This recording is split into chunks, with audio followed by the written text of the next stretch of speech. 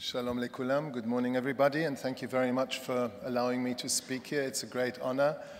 Your conference touches on a subject, perhaps the subject that is closest to my heart, that has been closest to my heart since I came to this country a year and a half ago.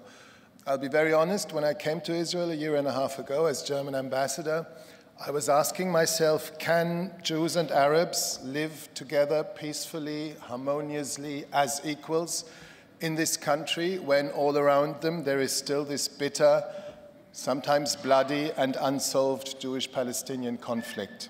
Can they share this society so that each can say, yes, this is my country? Today my answer would be very clear. It would be a very resounding yes, they can, but of course it's not easy. It was never easy. It was always this idea of a shared society, a very complex and ambitious undertaking with successes and setbacks. And then came October 7th, the day that divides our collective feelings in before and after. And of course, at first there was shock, there was paralysis, and there was mistrust. I can never forget an Arab friend who told me shortly after October 7th, she said, "You have no idea how difficult it is to be an Arab in Israel right now." She resented that her beloved Arab language had on that day become the language of cruel killers. She resented that she felt that the Jewish people she met all expected her to say how horrible she found the atrocities. She resented that she was all of a sudden expected to distance herself from something that she had nothing in common with, except maybe a language. So, advocating for this concept of shared society has, in some ways, probably become more difficult since October 7th. There are new obstacles to overcome, and some people who used to be in what is loosely called the peace camp may not identify themselves as such anymore. But of course, you can also argue the other way around. You can say the way forward, the only healthy reaction to the inhumanity of October 7th is to make the state of Israel an even more humane state. And that means to make it more just, to create more equality, in other words, to make it more of a shared society. Now, I don't know about you, but for me, in order to go to work every day with some degree of energy, I need some form of optimism. I need to believe that with all the bad developments around us, there are also good forces at work. I need to believe that there is hope, not as a naive daydream, but in the shape of real people doing the right thing. And if you allow me, I will just mention a few of the things that I've come across recently that have given me and continue to give me hope. This begins, of course, with Giva'at Xaviva. I was there a couple of weeks, or maybe already 2 months ago, and if you haven't been, you've probably all been, but anyway, I recommend this to everyone that I meet.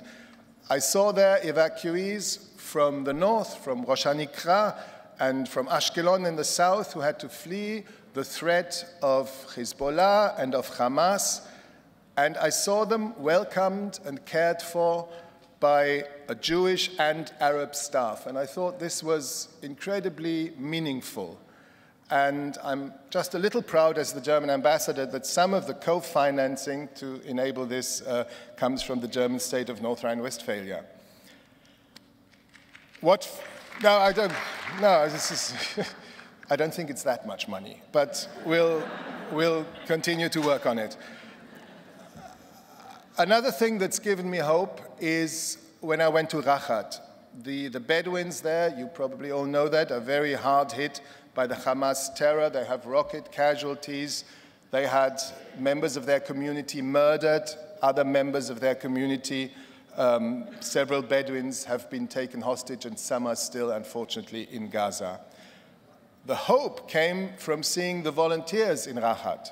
Jews and Arabs working hand in hand in a donation center where they packed aid parcels, both to Jewish and to Bedouin families. And some told me from both sides, they said, we've never seen this kind of thing around here, this kind of togetherness, and maybe we can build on it after the war.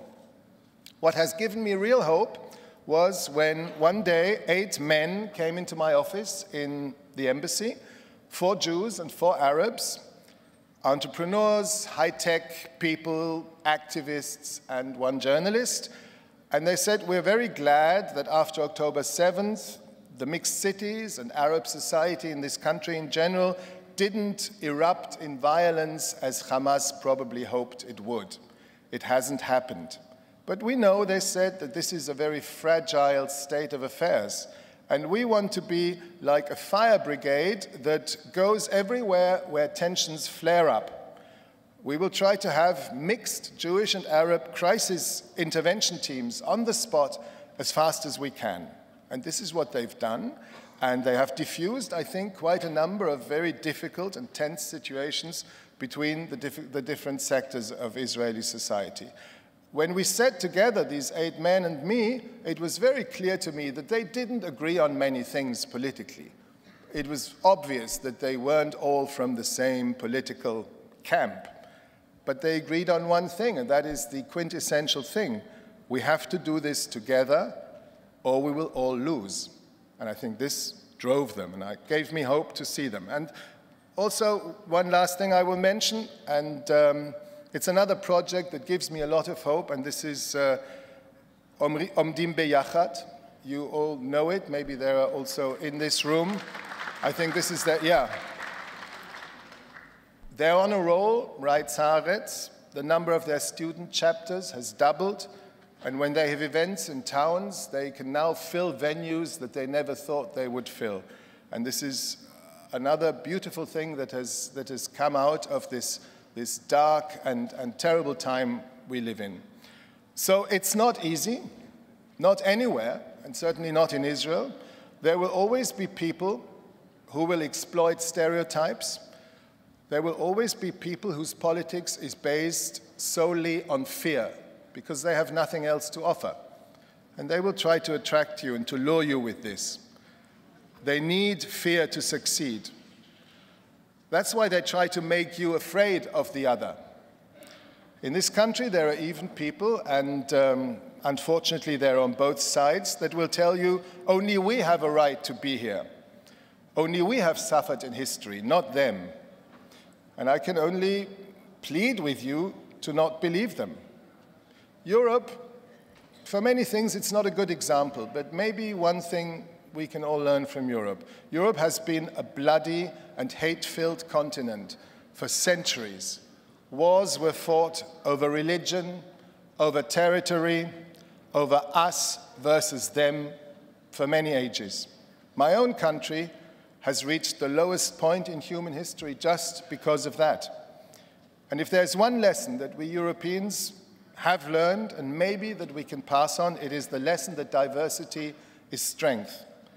That we have way more in common that separates us, that living together begins with accepting differences, with being curious about others, with showing empathy towards their feelings and sometimes also towards their pain. So I want to thank all of you who have embarked on this path, and I look forward to meeting you in my remaining time as ambassador in your wonderful country. Thank you very much.